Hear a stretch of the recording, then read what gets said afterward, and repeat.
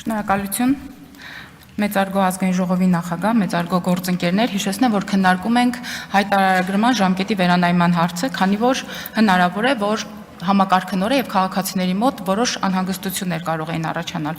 Ինչու ենք անպայման ուզում իրականացնել այս գործընթացը։ Նախ մեծանում է հաշվետվողականությունը քաղաքացու եւ պետության միջեւ։ Պետությունը ճանաչում է իր քաղաքացուն եւ որպես երկուստեք համագործակցության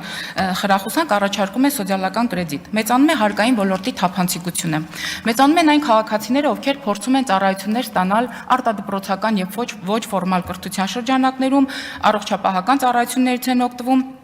անպայման ընտրելով լիցենզավորված կառույցներ։ Ըստ վիճակագրական տվյալների, որոնք հետագայում կունենա արդեն պետությունը, մենք կվերանայենք որոշ սոցիալական ծրագրեր եւ համակարգներ եւ դրանք կդարձնենք ավելի թիրախային։ Ինչ է ասում ընդդիմությունը։ Ասում է՝ սիրելի քաղաքացիներ, մի լրացրեք հայտարարագրերը, որովհետեւ ձեզ դատելու են։ Այսինքն ընդդիմությունը ի սկզբանե ենթադրում է, որ հասարակության մեջ այնուամենայնիվ կարող են լինել որոշակի շրջանակներ, որոնք թաքցնում են պետությունից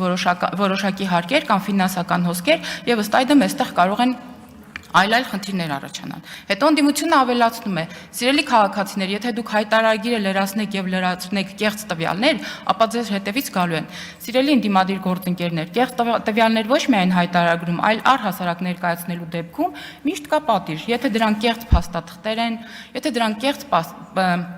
պատրանքներ են, եթե դրանք կեղծ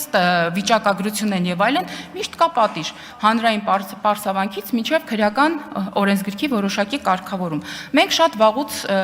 լրացնում ենք հայտարարագրերը եւ կարծում եմ որևէ ֆիզիկական մահ կամ այլ տվայտանքներ, թե հոգեբանական ոլորտում, թե ֆիզիկական ոլորտում չի առաջանում։ Հետեւաբար ուզում եմ հասկանամ իսկապես ինչու են ձեր մոտ առաջանում այս խնդիրները։